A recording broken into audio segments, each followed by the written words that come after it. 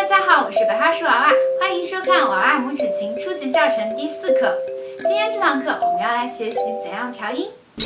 那什么是调音呢？所谓拇指琴的调音，就是要参考基本调式图，把你的琴键调到正确的音高。那么调音需要做哪些准备工作呢？首先你需要一个调音锤，咚咚咚，一般会随琴赠送。接着呢，你需要下载一个手机调音 APP， 苹果用户可以下载 InStuner， 安卓用户可以下载 G-Strings。最后呢，你需要一张基本调式图。每个调子的琴需要的基本调式图是不一样的。鉴于大部分同学用的是 C 调的琴，那接下来我们先以 C 调的调式图来进行一个举例。调音前，你需要先给你的琴贴上音贴，像这样。如果不会贴，可以参考一下我上一节课的视频。下面我们打开手机 APP 开始调音啦。我用的是 InStuner 做示范。这款 APP 比较简单，不用去记音符之间的音高关系。我们先来熟悉一下它的界面。可以看到它的界面分为上下2块区域，我们只用关注下面的表盘区域就可以。表盘上有12个刻度，每个刻度对应了一个字母，有的是单独字母，有的是字母加升降号，这些对应了12平均律里12个标准音高，彼此相差半音，组成了半音阶图。我在上节课有介绍过，不清楚的同学可以去回顾一下。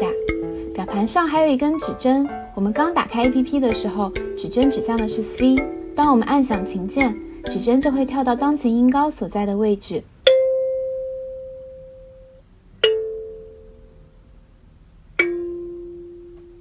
我们需要对比指针位置与调式图上的目标字母。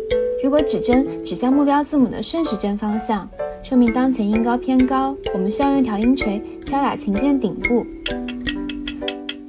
如果指针指向目标字母的逆时针方向，说明当前音高偏低，我们要用调音锤敲打琴键底部，直到指针正好指向目标字母所在刻度。下面我们按响最中间一根琴键，可以看到现在指针位置只在 C 和升 C 中间。根据 C 调拇指琴的调式图，最中间一根琴键对应的目标字母应该是 C， 也就是说现在指针位置是在目标字母的顺时针方向，所以我们要用调音锤敲打琴键顶部。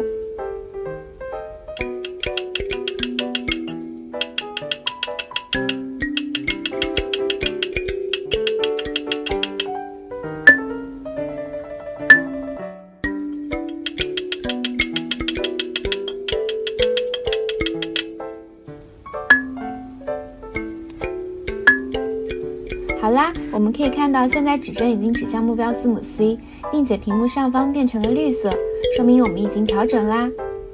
那我们接着按照右左右左的顺序调音吧。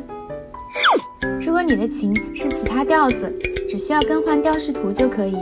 目标字母会相应改变，但是调音原理不变。譬如聆听版式拇指琴默认是 B 调，那我们就需要按照 B 调的调式图来调。拇指琴出场的时候已经调好音，我们拿到手以后检查一下就行，基本上不用大调，除非你要换调。理论上拇指琴是可以换成任何调式的，但是换调会影响到拇指琴的音色，所以建议大家不要调得太多。如果想把拇指琴换成其他调式，可以去下载我做的这一张包含了12个调式的拇指琴调式总图，图片链接我会放在评论区。下面来介绍几种常见问题。第一种问题是调音的时候 APP 指针老是乱晃，这种情况可能是因为周围环境的干扰，我们需要尽量在安静的地方调音。另外我们可以用手轻轻触碰旁边的琴键，防止旁边琴键共振，像这样。有时最旁边的几根背高音区的琴键实在没办法识别，那怎么办呢？